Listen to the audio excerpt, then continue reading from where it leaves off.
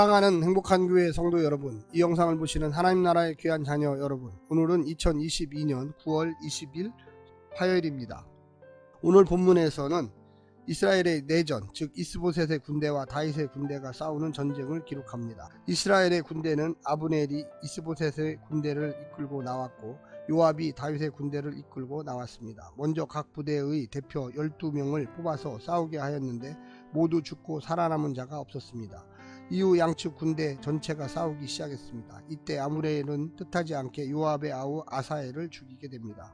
해가 졌을 때 싸움은 그치고 아브넬의 군대는 마하나임으로 요압의 군대는 헤브론으로 돌아갔습니다. 오늘 본문을 나누어 보겠습니다. 2장 12절부터 16절 선발된 군사의 대결, 기브온으로 온 양측 군대, 선발된 군사들의 대결의 결과. 17절부터 23절 전체 군대의 전투, 전쟁의 요약, 요압의 형제들 아사엘의 죽음. 24절부터 32절 전투 중단을 제안하는 아브넬, 요압의 답변, 아브넬 군대의 퇴각, 요압 군대의 퇴각. 오늘 본문 사무엘하 2장 10절부터 32절의 말씀을 듣고 다시 오겠습니다.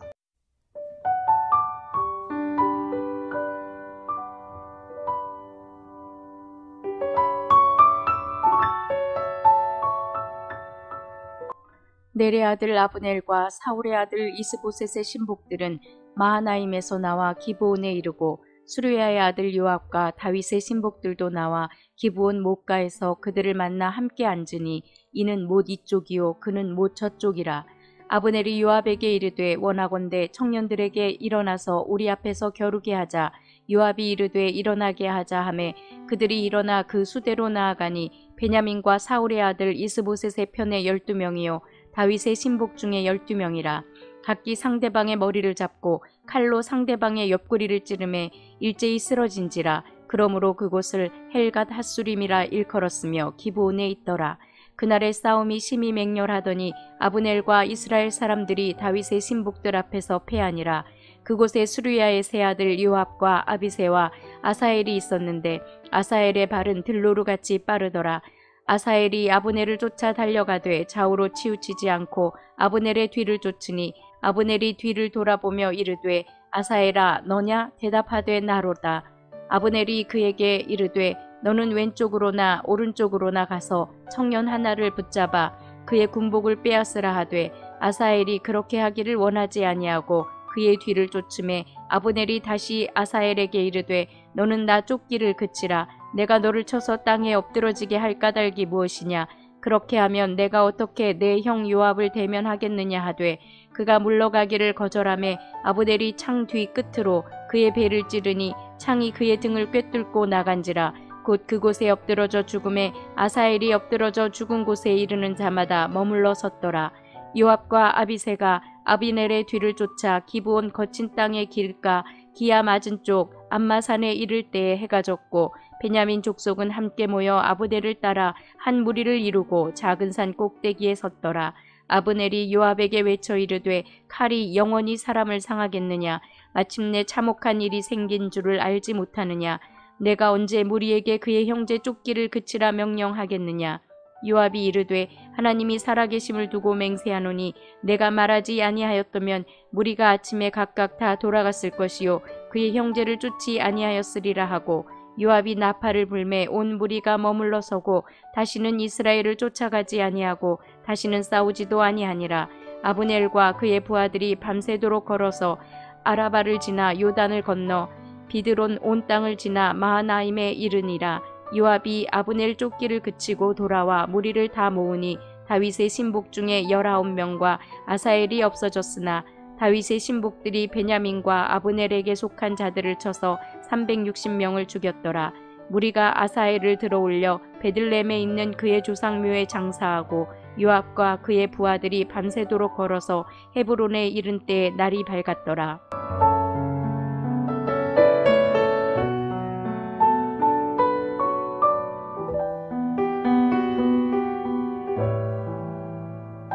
다윗의 누이 수르야의 아들은 아비새와 요압과 아사엘입니다. 오늘 본문의 전쟁 이야기에서 아브넬이 아사엘을 죽였습니다. 이로 인해 요압은 아브넬을 크게 미워하게 되었습니다.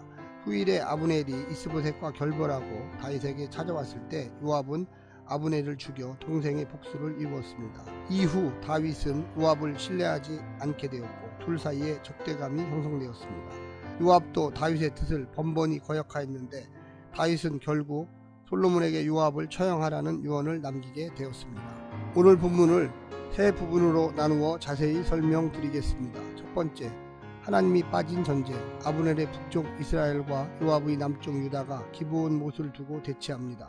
아브넬도 여호와께서 다윗을 이스라엘의 왕 삼기 원하시는 것을 알고 있었습니다. 그런데도 이스보셋을 사울에 이어 이스라엘 전체의 왕으로 삼으려는 것은 분명 아브넬 개인의 야심 때문이었습니다. 이 전쟁을 앞두고 하나님에 대해 단 한 줄의 언급도 없습니다. 다만 결과를 통해서 짐작할 뿐입니다. 전면전을 피하기 위해 양신형에서 12명씩 나와 싸움을 벌이지만 승패가 나지 않자 전면전으로 확대되었습니다. 지도자들의 명령에 싸우고 죽어야 하는 사람들을 보십시오. 이것이 어리석은 인간이 하는 짓입니다. 내가 아닌 누군가의 희생을 강요하는 싸움은 절대 해서는 안됩니다. 지도자의 탐욕과 통제력 결핍을 포장할 명분에 속지 말아야 합니다. 두 번째는 하나님 없는 승리. 전쟁이니 이기고 지는 편이 생겼습니다. 죽은 자들이 있고 살아남은 자들이 있습니다. 그런데 어느 누구에게도 축하를 보낼 수 없습니다. 언제 시작하고 어디에까지 해야 하는지 묻는 이도 없고 하나님도 가르쳐 주지 않습니다. 다윗의 군대는 큰 승리를 거두지만 충신 19이 죽었고 특히 요압의 형제 아사엘이 죽었습니다.